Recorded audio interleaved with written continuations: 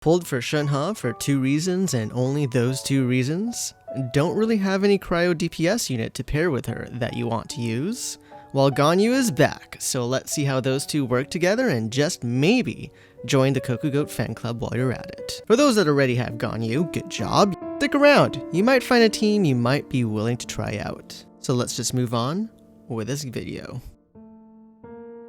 With Shenhe, Ganyu's cryo attacks are boosted, but due to time limit constraints, for example Ganyu taking time to fully charge her attacks, sub C6, Ganyu is not the most optimal choice with Shenhe, and some frustrations can rise from it. It is still fine, but this caveat among others may be the deciding factor on whether you pair the two of them together or not. At least, that is the case for a freeze team. More on that later.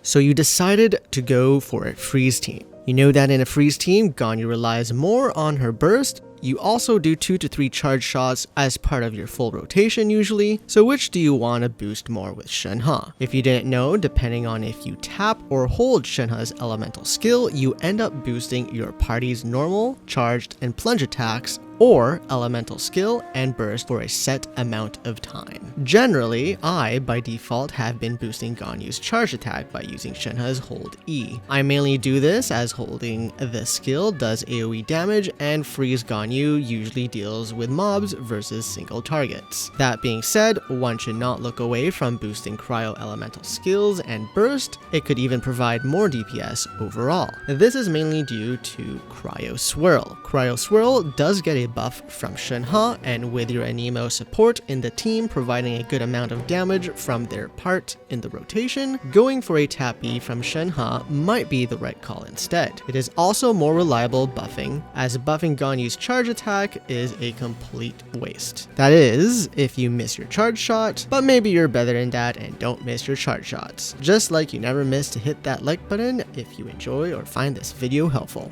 and subscribe if you want to see more. For a freeze team, adding another cryo character to a classic Morgana team forces you to lose your cryo battery and healer Diona or go triple cryo. Shenhe is not a good battery, and losing Diona could break the rotation or require you to invest too much ER on Ganyu and lose out on too much DPS in the process. This might not be the case if you have a C2 Ganyu, but that is not always the case for everybody. The other option is losing your Hydro character, which prevents freezing enemies. Losing the ability to freeze isn't the worst case scenario anymore. Spiral Abyss is constantly adding bosses and enemies that cannot be frozen, so losing your Hydro support isn't terrible anymore, but at that point you're better off going Melt Ganyu in most cases. Situational cases that are the exceptions are if you're only having to fight Hydro Slimes or Hydro Mimics that make your Hydro units practically useless, or maybe you're just that good and don't need the freeze, or you just want an extra challenge to yourself. You could also be a masochist, I don't know.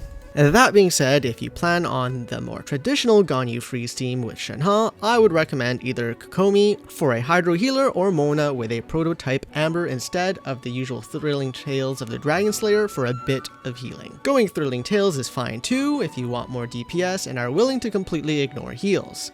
The question is, does that make you a masochist or a sadist to your team?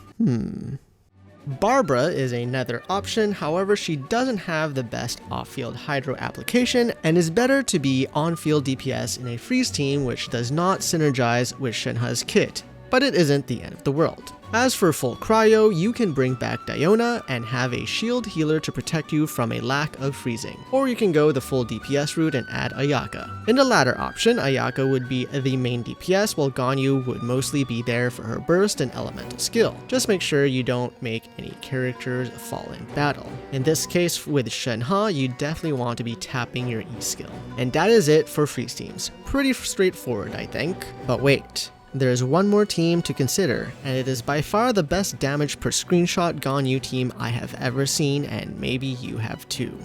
Shenhe with Melt Ganyu. Now this team isn't exactly the easiest to pull off, and the rotation can be complicated, especially if, like me, you are forced with Venti. If you want the easiest way to pull this off to maximum capacity, you will want Kazuha as your Anemo teammate. You can also suck on some roses if you prefer to, and the EM boost from it can help with the melt reactions. The reward is a big number splashing in front of your screen to show off to your friends. Possibly an easier clear too. Whales usually do this to clear floors within seconds and only require to do the rotation once per chamber. Everyone else would be wise not to compare themselves to that, as you'll want enough ER to go through the rotation a few times. If you cannot let go of Venti or just don't have another option, the rotation can be complicated as you try to swirl cryo but still trying to maintain pyro application on enemies for the melt, and that would involve a lot of perfectly timed switching between party members and keeping track on your VV application timing to proc the highest damage possible. That is possible on paper, but actually applying it proves more difficult, especially since Venti's elemental skill will spread the swirled element to the whole mob within range. You'll have to sacrifice being completely optimal for ease of use, and that rotation will be as follows. Immediately start with your Venti rotation EQ, switching into Bennett and EQ. You may want to skip the elemental skill if all enemies are in the air and unreachable from range from Bennett's elemental skill. This will turn Venti's burst into pyro. From there, you do your Shenhe hold E and burst. Finally, go into Ganyu and watch your damage hit big.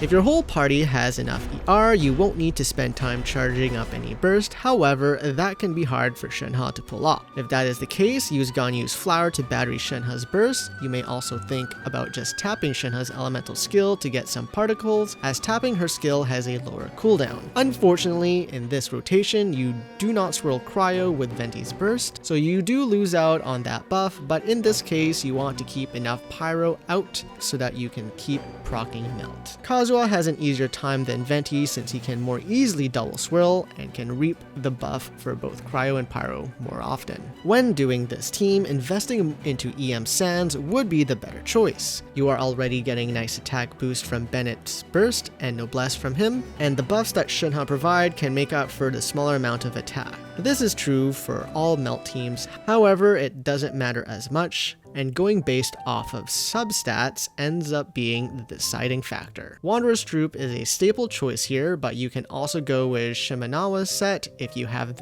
better pieces on them from the Endless Emblems piece you've been farming. Just be sure that the weapon you choose and artifact set you got have good synergy with each other. For a freeze team, both Ganyu and Shenhe can benefit from a Blizzard Strayer. You may be sacrificing a bit of attack buffs from Shenhe, but Shenhe herself will be able to provide a bit more damage from her instead. That being said, if you plan on switching pretty often between freeze team and melt teams, permanently keeping a Wanderer's Troop on Ganyu works completely fine. Just the same with Shenhe with a 2-piece attack, 2-piece attack. And that's the gist of pairing Ganyu with Shenhe. Completely viable, works really well, and is a favorite among Ganyu whales for big PB damage when used in a melt team. So what are you waiting for? Go ahead and try this pair together and let me know in the comments down below how it went. But until then, that will be all. Thank you for watching until the end, and I hope you have a great day. And until the next time, adieu and goodbye. Peace.